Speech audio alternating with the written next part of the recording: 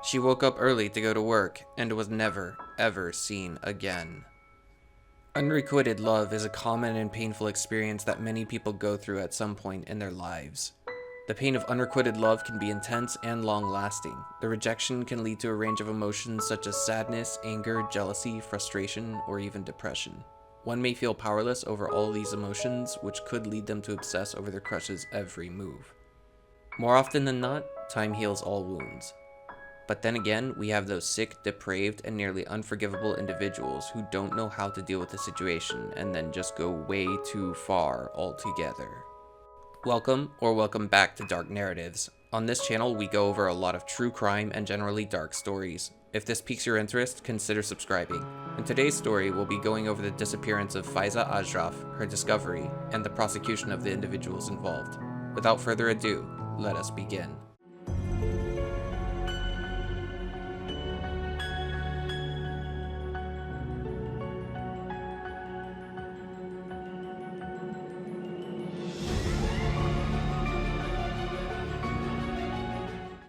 Today's story takes us to the city of Bærum, a suburb with a population of about 128,000 and is roughly a 30-minute drive away from Oslo in Norway.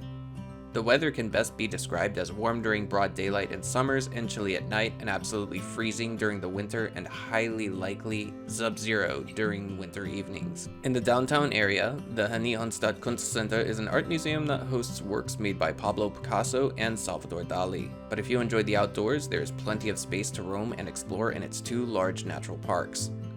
There are also many major sporting events that are held regularly at Nadderud Stadium downtown. What makes Bærum famous is its reputation as one of Norway's wealthiest communities with high standards for quality of living. It is in this city that we find the young, beautiful, and well-to-do Pakistani-Norwegian Faiza Ashraf. Faiza was a hard-working young woman who was raised by an upright family, and she worked at a Swedish chain boutique, Hennes and Mauritz, in downtown Oslo. Coming from a tight-knit family that raised her right, she was working to pay the bills, support her own family, and save up for a better future for herself. Her typical routine consisted of waking up and enjoying breakfast with family, proceeding to go to work for the day, and then returning home and spending time with her family. She also had a vivid social life, occasionally going out with her close friends. One day, she caught the eye of a taxi driver in Norway, Shamrez Khan. In the beginning, he was persistent with her, but she did not have eyes for Shamrez. His persistence continued until it became annoyance, and Faiza became increasingly uncomfortable with running into him. He didn't take no for an answer and continued to follow her, visiting her whenever he could. Eventually, these visits became more than just visits and assertions that they should be together, and Faiza was not going to have any of this. She got bad vibes from Shamrez and didn't know how right she was to run from him when he began to get really, really creepy. Shamrez had a criminal record in Norway. However, due to Norway's privacy laws, this information is not available to the public. Eventually, his polite demeanor in requesting to be with Faiza turned into very dark, very frightening threats. On the morning of February 3rd, 2010, Faiza woke up early to go to work at the boutique as usual. She stepped out the door of her family home and walked towards the bus stop. A tall and muscular Norwegian man picked her up and forced her into the trunk of his sedan, all the while she was kicking and screaming. Once she was in the trunk of his vehicle, he used zip ties to bind her, closed the trunk, and then sped off. Somehow, Faiza managed to grab her cell phone and then dialed the phone number for emergency services to immediately report that, although she was not kidnapped by Shamrez Khan, he was definitely the person responsible for the predicament that she was in. She vividly described the Norwegian man who had kidnapped her and also gave as much information as possible on Shamrez to the Norwegian authorities as best she could.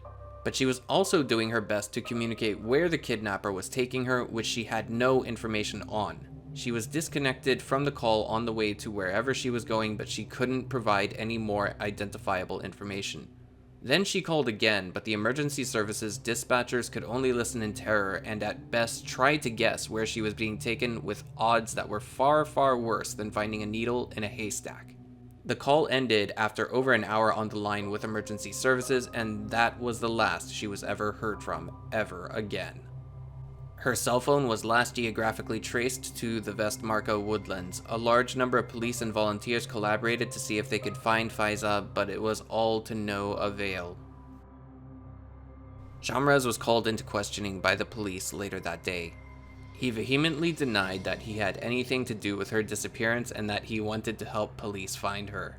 After days of police questioning to Shamrez as well as those who know of and worked with him, police were slowly beginning to find out more and more about Shamrez's sinister ways.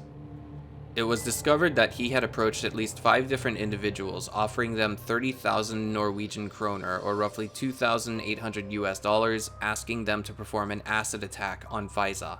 All of them refused. However, police were starting to get leads from someone who did accept business dealings with Shamrez. On the 12th of February 2010, a large hulking Norwegian man named Håvard Nyflot was pulled into the police station. He initially denied even meeting with Faiza and tried to cover his tale as best he possibly could, but after questioning those who knew and worked with the man over the next few days, it was apparent that there were holes in his story that just didn't make sense. Finally, he confessed to kidnapping Faiza and putting her in the back of his vehicle. He further went on to state that he took her to a place, stopped the car, opened the trunk, and she tried to escape. There was a struggle, and then he placed her back in the trunk and used more zip ties to restrain her from further movement. He further stated that he had used zip ties and tried to tie her in a hog-style way.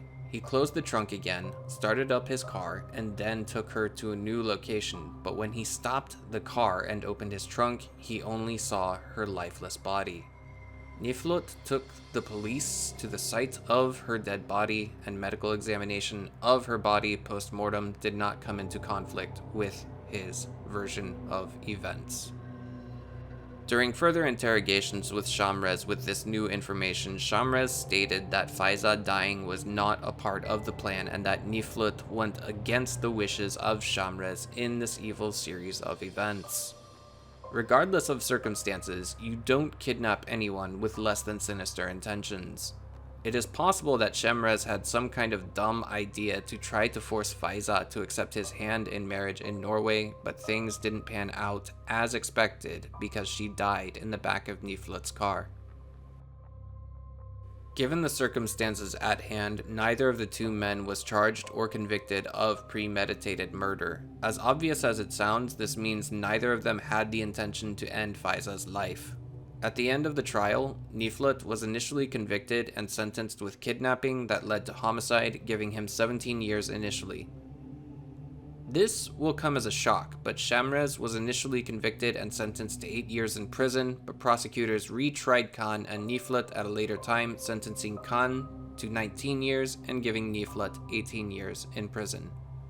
I'm sure every one of us has been refused by a crush for whatever reason. At the end of the day, the pain is still there, but eventually there is room to move on and start over with someone else or start over somewhere else. For Shamrez, this was not an option. His sociopathic behavior caused a rift in the Ashraf family, opened a void in their hearts, cost a young woman her life, and ultimately caused these two young men to fail the expectations of their families. Thousands of people attended the funeral of Faiza because in Norway, this level of violent crime towards an innocent adolescent woman is absolutely unthinkable. Pray for her family and friends. This concludes the case of Shamrez Khan and Faiza Ashraf. This is one of those cases where anyone who hears of it is simply at a loss for words because all it takes is one person clearing their head and starting anew somewhere else, and then this kind of travesty will just never take place. If Shamrez had simply thought it's time to move on, then things could have ended so much better for everyone involved. If you thought today's video was interesting, consider giving this video a thumbs up and subscribing for future uploads. And as always, remember that every day is a new opportunity to see the light. Until next time, I bid you all farewell.